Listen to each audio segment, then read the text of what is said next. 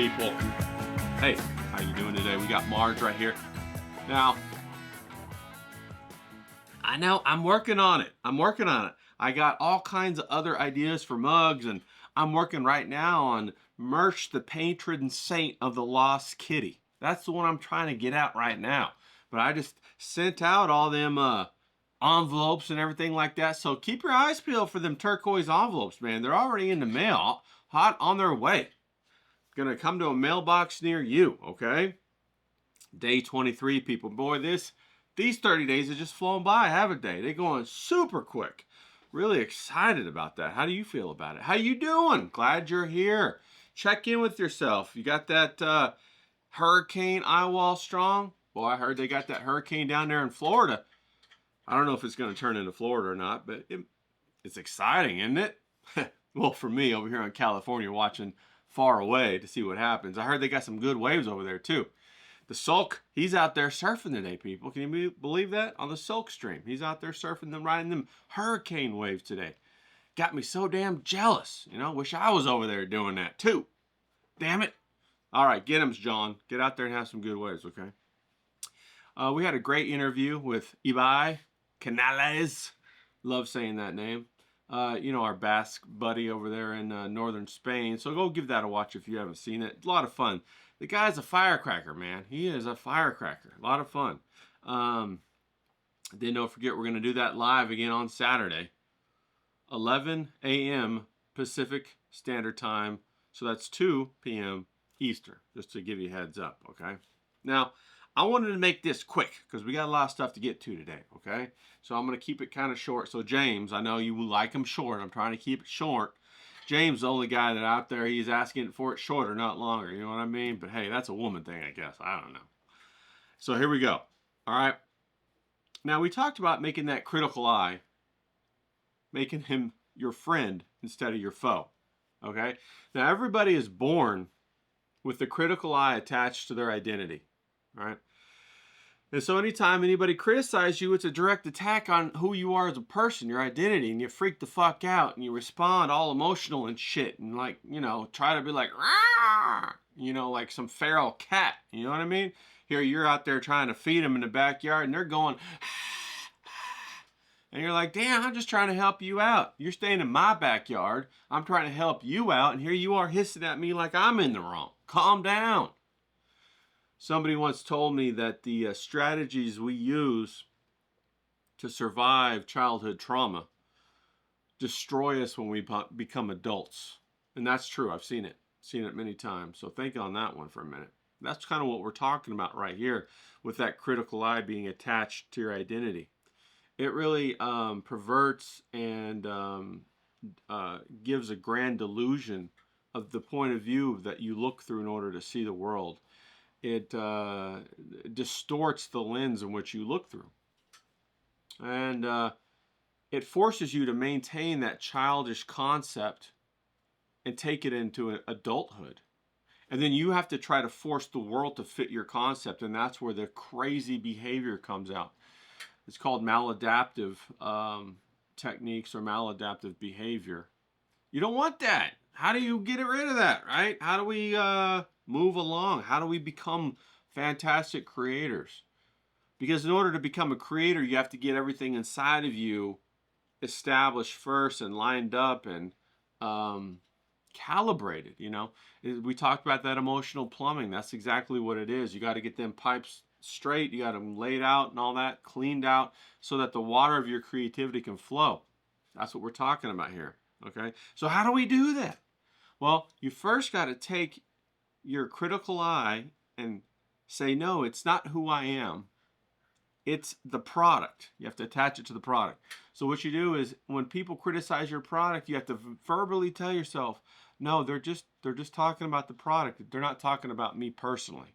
And you have to exercise that impulse control to react, okay? After you do it for a day or two or a week, then it becomes easier and easier, and pretty soon it becomes second nature, and you realize, hey, you know, it's okay, I can breathe. You know, they're just talking about my product, you know. And that's what you want to do. You want to connect it to your product. As soon as you connect it to your product, you're going to find that the creation feels really good. That when you take something from your mind and translate it into the physical world, that feels awesome. And then it's going to feel even more awesome when other people, third parties react to it and they actually tell you it's good and they like it. Then you're going to be like, wow, this is fantastic. You're going to love it. Now, as you mature, that's what happens. And as you become wise, you realize that you shouldn't even have your critical eye attached to your product.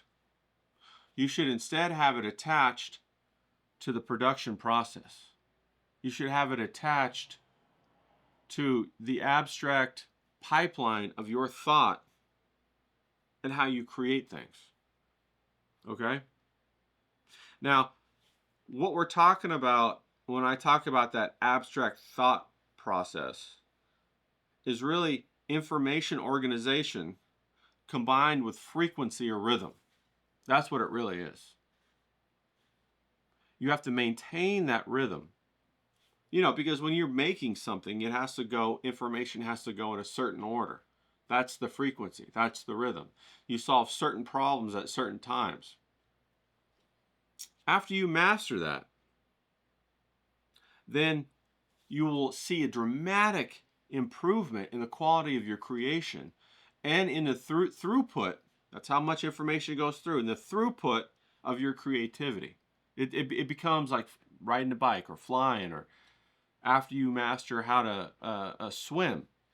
Or have you ever driven a standard transmission in a car, a stick? And at first, when you're first driving, you have to focus on it. You can't talk and do it at the same time because you're trying to make sure you hit the right gears. And then after you get it, hell, you're driving down the road. You got the radio on. You're singing. You're eating like Wendy's French fries and a Frosty and shifting with your elbow and driving and yelling at somebody out the window because they cut you off. And you driving that manual transmission has become second nature. And you can do so much more on top of it, That's when we've really engaged the emotional throughput, the pipes, our emotional plumbing into our creativity. And that's where we get the tremendous increase in our production and in our throughput. And that's exciting. But as you do that, you have to exercise impulse control at increasingly higher levels, okay? Because when you create something, it's extremely stressful. And I don't mean stressful as in like panic or anything like that. I mean stressful as in when you create something, it's going to be all kinds of forces that are impacting your process. There's going to be deadlines. There's going to be problems in production. There's going to be new ideas that are going to force you to integrate new designs. There's going to be all this stuff going on that's going to want to impact and disrupt how you think and the rhythm in which you produce. And so you have to exercise impulse control so you don't destroy that production when the stressors come into your life. Okay? That's very key. Goes hand in hand. There are many roads that are along the path. There are many roads to one path. And when you master one path, you're going to master all the roads. Now, what do I mean when I say that? Once you master the thought process of production, of creation, in one element or in one discipline, then you've mastered how to produce. So you can produce in many other disciplines. The only thing that changes are the variables. You get what I'm saying? So if you want to go and say you master how to paint or you master how to play the guitar or produce music, now you're prepared. You can go and master how to make bread. You can master how to do needlepoint. You can master all these other things quickly because you understand the path of creation, of production behind it. And all you have to do is change the variables. Instead of creating with a paintbrush and colors, you're going to create with flavors and temperature and yeast, things like that. So It's very exciting because the world opens up to you. You tap into that greater understanding, and it's incredible. Okay, think about all that. Okay, that is the path to maturity. That's why maturity is so important, because with maturity comes sophistication of expression and completion of creation. Okay, these are some big words I'm throwing at you. I know I got to throw that southern accent in there to kind of dumb it down a little bit, maybe to make it more absorbable, but more absorbent. I don't know. Man, I'm using the wrong word. You know, here I'm going to be goofy a little bit again, you know, make you laugh. But all of these complex thoughts are behind it.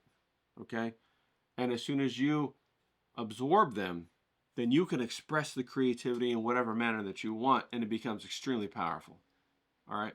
Not only that, but then you also be able to display that impulse control, which is discipline, which becomes extremely powerful.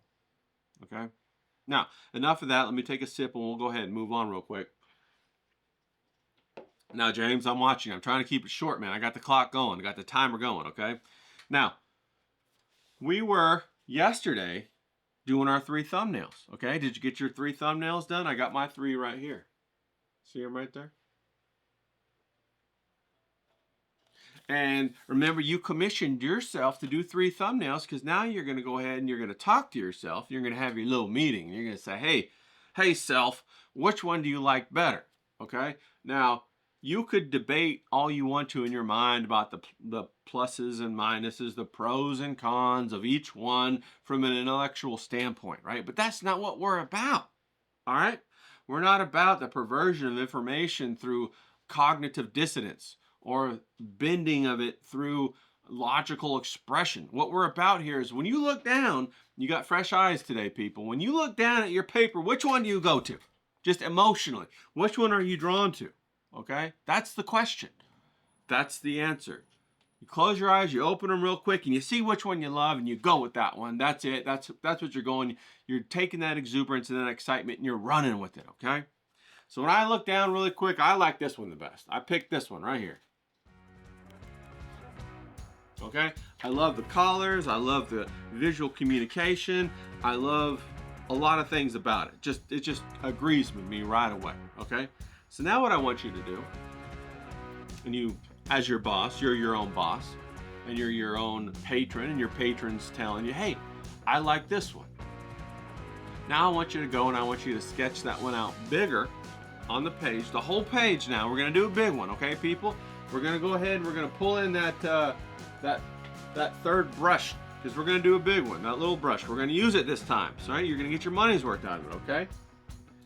I want you to sketch it out bigger. Now, you can just sketch it out with pencil if you want, or you can go ahead and sketch it out with pencil and then do ink too if you want to. That's fine too.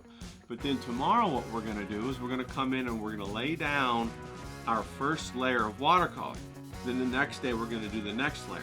It's going to be a process of building the layers to get past just the sketch of watercolor to a more finished piece, a more finished piece of art, a more finished watercolor that we're going to then deliver to the client. He's going to be so excited about it, or she's going to be so excited about it.